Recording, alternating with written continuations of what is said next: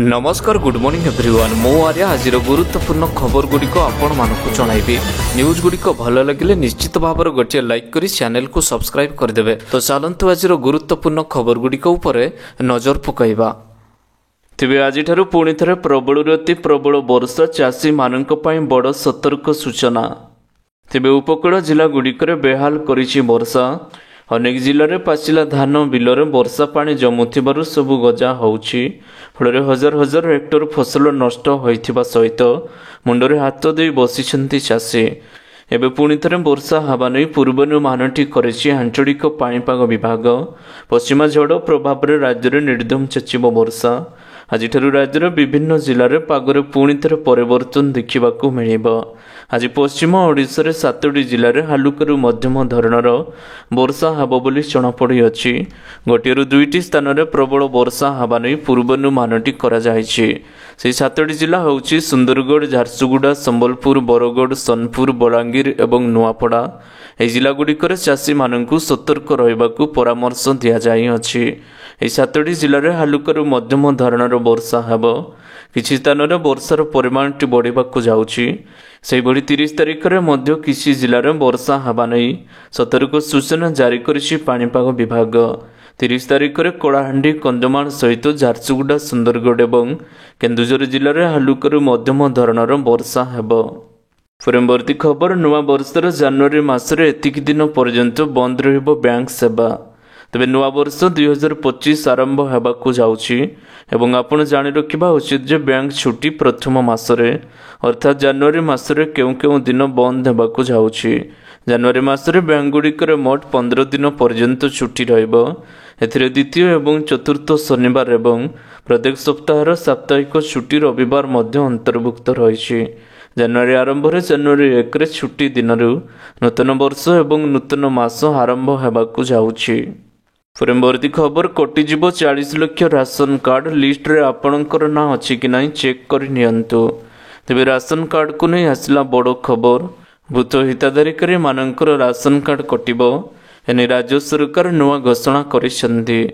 राज्यर प्रति जिले में 1 ରୁ 1.5 लाख भूत हिताधिकारी जांच चिन्हट करा जायथिबा बेले गत 24 वर्ष सरकार भूत हिताधिकारी सरकार आखिरे धूली पकाई चली। वर्तमान प्राय 40 लाख भूत राशन कार्ड हिताधिकारी बाहरी। से 40 लाख हिताधिकारी राशन कार्डटी कटाଯିब। प्रत्येक विभाग एवं योजना उपर जांच कराजिब बोली खाद्य जोगाण एवं खाउटी कल्याण मंत्री कृष्णचंद्र पात्र कहिसंती। परवर्ती खबर 2025 रे केतोटी पड़िबो ग्रहण एवं पराग जानी रखंतु। तेबे पाखई आसिलानी नुआ वर्ष। नुआ वर्ष लोकंको जीवन रे आनंद एवं उत्साह नहीं आसीथाए। तेबे 2025 रे सूर्य, पृथ्वी एवं चंद्रंको चलन सारा दुनिया को 2टी चंद्रग्रहण एवं 2टी सूर्य पराग लागिबाकु जाउछि। पांजिकार माने यार पूर्वानुमानटी करिसंती। एथर भारत में मात्र गोटे ग्रहण लागिबाकु जाउछि। पांजिकारंक अनुसार नुआ वर्ष 14 मार्च रे पूर्णचंद्र ग्रहण लागिबाकु जाउछि। या भारत में देखा जिबो नाही। ए ग्रहण अमेरिका, पश्चिम यूरोप, पश्चिम आफ्रिका एवं उत्तर दक्षिण आटलांटिक महासागर रे लागिबाकु जाउछि। एदि सहित 29 मार्च रे आंशिक सूर्य फराग लागिबो। ए फराग भारत में लागिबो नाही। परवर्ती खबर बिलकु जाई चाषी सहित आलोचना करेंगे नवीन। तेबे अदिनिया वर्ष रे उजुड़ी जाइछि चाष। सारा राज्य में चाषी कूल हताशर दिन काटुछंती। गोटे पटे परिवार पेटू दान देवार चिंता, अन्यपटे चाष पई करिथिबा धार करज ऋण सुझिबा चिंता। एमिति स्थिति रे राज्यर विभिन्न स्थान रे चाषी आत्महत्या करिबार अभियोग मध्य आसिबार लागिछि। तेबे बिलकु जाई अदिनिया वर्षर होइथिबा क्षयक्षतिर समीक्षा करिवे नवीन पट्टनायक। या सहित चाषी सहित आलोचना मध्य करिवे। आसंता डिसेम्बर मास 30 तारिख रे नवीन पट्टनायक गंजाम गस्तरे जिबे बोली जनापड़ी अछि। परवर्ती खबर सरकारଙ୍କ बड़ निष्पत्ति एणिकी ऑटोरे स्कूल जाई पारिबेनी पिला। तेबे स्कूल पिला माननकु सुरक्षा को दृष्टि रखी सरकार एक गुरुत्वपूर्ण निष्पत्ति नहीं। पिला माननकु स्कूल को नौथिबा ऑटो एवं ऑटो भली 3 चकिया जान विरोध में राज्य सरकार एक नुआ आदेश जारी करिसंती। बढ़ुथिबा सड़क दुर्घटना एवं परिवहन व्यवस्था रे थिबा ଅଭାବକୁ ଦୃଷ୍ଟିରେ ରଖି ସରକାର ଏହି ପଦକ୍ଷେପ ନେଇଛନ୍ତି। ଆଜିଠାରୁ ବିହାରର ସ୍କୁଲ ପିଲାମାନେ ହିଁ ଗାଡ଼ିରେ ସ୍କୁଲ ଯାଇପାରିବେ ନାହିଁ। ଏହି ଆଦେଶଟି ଏପ୍ରିଲ ମାସରୁ ସମଗ୍ର ରାଜ୍ୟରେ ଲାଗୁ ହେବ। ଏହି ଆଦେଶର ମୂଳ ଉଦ୍ଦେଶ୍ୟ ହେଉଛି ପିଲାମାନଙ୍କୁ ସୁରକ୍ଷା ଦେବା। ସୁରକ୍ଷା ଦୃଷ୍ଟିକୋଣରୁ ସରକାର ଏହି ନିର୍ଦ୍ଦେଶ ଜାରି କରିଛନ୍ତି, କାରଣ ଅଟୋ ଏବଂ ସୁରକ୍ଷା ଫିଚର ସ୍ୱଭାବ ରହିଛି, ଯାହା ପିଲାଙ୍କ ଜୀବନକୁ ବିପଦ ମଧ୍ୟ ପକାଇପାରେ। ପରବର୍ତ୍ତୀ ଖବର, ନୂଆ ବର୍ଷର ଲାଗିବାକୁ ଯାଉଛି 8ଟି ବଡ଼ ନିୟମ।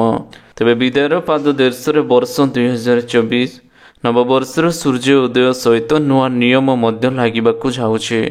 ଜାନୁଆରୀ 1ରୁ ଅନେକ କିଛି ଜିନିଷ ବଦଳିଯିବ। ବର୍ଷ, ମାସ, ତାରିଖ ଇତ୍ୟାଦି ବଦଳିବା ସହିତ ଅନେକ ନିୟମରେ ବଡ଼ ପରିବର୍ତ୍ତନ ହେବାକୁ ଯାଉଛି। ତେବେ ଏହି ନିୟମଟି ପ୍ରତ୍ୟେକ ଘରର ପ୍ରତ୍ୟେକ ବ୍ୟକ୍ତିଙ୍କ ପକେଟ ଉପରେ ପ୍ରଭାବ ପକାଇବ। ଏସବୁ ପରିବର୍ତ୍ତନରେ ଏଲ୍ପିଜି ସିଲିଣ୍ଡର ମୂଲ୍ୟଠାରୁ ଆରମ୍ଭ କରି ୟୁପିଆଇ ପେମେଣ୍ଟ ପର୍ଯ୍ୟନ୍ତ ଅନେକ ନିୟମ ସାମିଲ ରହିଛି। ଜାନୁଆରୀ 1 ତାରିଖରୁ ଦେଶରେ ଅନେକ ନିୟମ ବଦଳିବାକୁ ଯାଉଛି, ଯାହା ଭିତରେ ୟୁପିଆଇ ନିୟମ ମଧ୍ୟ ସାମିଲ ରହିଛି। ରିଜର୍ଭ ବ୍ୟାଙ୍କ ଅଫ୍ ଇଣ୍ଡିଆ ତରଫରୁ ୟୁପିଆଇ ନିୟମରେ ପରିବର୍ତ୍ତନ ହେବା ନେଇ ବଡ଼ ନିଷ୍ପତ୍ତି ନିଆଯାଇଅଛି। ପରବର୍ତ୍ତୀ ଖବର, ଡିସେମ୍ବର 30 ମଧ୍ୟରେ ଫସଲ କ୍ଷତି ଆକଳନ। ଆଜି ସୁଦ୍ଧା ପଞ୍ଜୀକରଣ ପାଇଁ ପରାମର୍ଶ। ତେବେ ଅଦିନିଆ ବର୍ଷା ସାଜିଛି ଚାଷୀଙ୍କ କାଳ। ଏହା ଭିତରେ କ୍ଷୟକ୍ଷତି ସମୀକ୍ଷା କରିଛନ୍ତି ମୁଖ୍ୟମନ୍ତ୍ରୀ ମୋହନ ଚରଣ ମାଝୀ। ଅଦିନିଆ ବର୍ଷାରେ ରାଜ୍ୟରେ ଅନେକ କ୍ଷୟକ୍ଷତି ହୋଇଛି। ଆସନ୍ତା 30 ତାରିଖ ମଧ୍ୟରେ ଫସଲ କ୍ଷୟକ୍ଷତି ଆକଳନ କରାଯିବ। ଫସଲ କ୍ଷତି ନେଇ ସମୀକ୍ଷା ପରେ ମୁଖ୍ୟମନ୍ତ୍ରୀ ଏହି ଘୋଷଣାଟି କରିଛନ୍ତି। ଡିବିଟି ଜରିଆରେ ଚାଷୀଙ୍କୁ ଫସଲ କ୍ଷତିପୂରଣ ପ୍ରଦାନ କରାଯିବ। ସମୀକ୍ଷା ପରେ ମୁଖ୍ୟମନ୍ତ୍ରୀ କହିଛନ୍ତି, ଧାନ ବ୍ୟତୀତ ଅନ୍ୟାନ୍ୟ ଫସଲ କ୍ଷତି ପାଇଁ ବି କ୍ଷତିପୂରଣ ଦିଆଯିବ। ବୀମା କରିଥିବା ଚାଷୀ ଏବଂ କରିନଥିବା ଚାଷୀମାନେ କ୍ଷତିପୂରଣ ପାଇବେ। ବୀମାଭୁକ୍ତ 1,26,000 ଚାଷୀ ଆବେଦନ କରିସାରିଲେଣି। ଆଜି ସୁଦ୍ଧା ଅନ୍ୟ ବୀମାଭୁକ୍ତ ଚାଷୀ ପଞ୍ଜୀକରଣ କରିନିଅନ୍ତୁ। କୃଷି ରକ୍ଷକ ଆପ୍ର ଟୋଲ୍ ଫ୍ରି ନମ୍ବର 14447ରେ ଆବେଦନ କରିବାକୁ ଅପିଲ ମଧ୍ୟ କରାଯାଇଅଛି। ତେବେ ଖୁବ୍ ଶୀଘ୍ର ସମସ୍ତ ଚାଷୀମାନଙ୍କୁ ସର୍ବାଧିକ 2 ଲକ୍ଷ ଟଙ୍କା ପର୍ଯ୍ୟନ୍ତ କ୍ଷତିପୂରଣ ଦିଆଯିବ।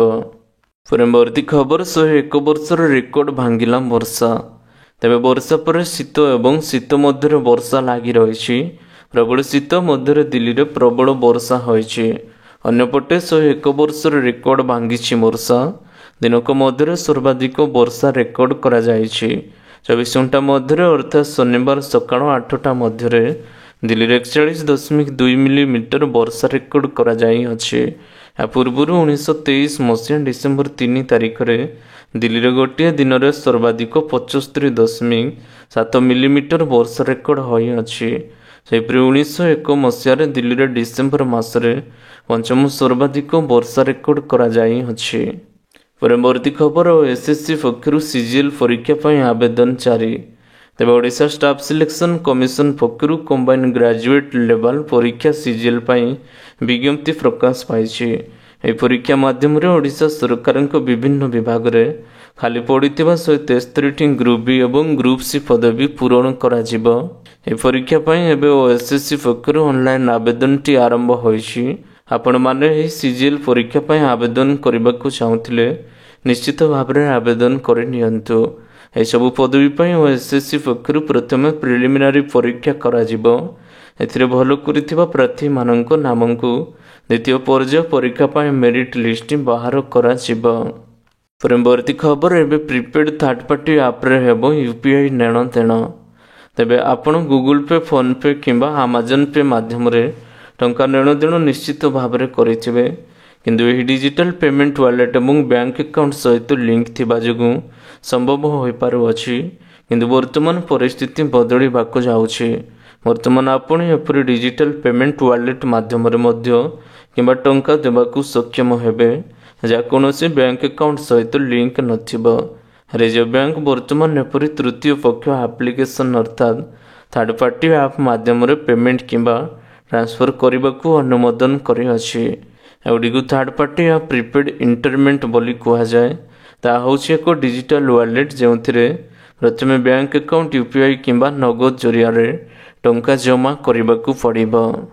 ପରବର୍ତ୍ତୀ ଖବର, ଜାନୁଆରୀ 3ରେ ୟୁଜିସି ଏନ୍ଟିଏ ପକ୍ଷରୁ ବିଜ୍ଞପ୍ତି ପ୍ରକାଶ। ତେବେ ବିଶ୍ୱବିଦ୍ୟାଳୟ ଅନୁଦାନ ଆୟୋଗ ୟୁଜିସି ନିଟ୍ ଡିସେମ୍ବର 2024 ପାଇଁ କାର୍ଯ୍ୟସୂଚୀଟି ଜାରି କରାଯାଇଛି।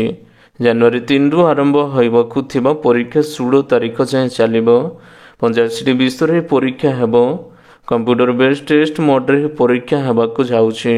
2ଟି ସିଫ୍ଟରେ ପରୀକ୍ଷା କରାଯିବ ବୋଲି ନ୍ୟାସନାଲ ଟେଷ୍ଟିଂ ଏଜେନ୍ସି ପକ୍ଷରୁ ବିଜ୍ଞପ୍ତି ପ୍ରକାଶ ପାଇଛି। ଏନେଇ ସମସ୍ତ ସୂଚନା ଏନ୍ଟିଏ ୱେବସାଇଟ୍ www.ugcnet.nta.ac.in ରେ ରହିଛି।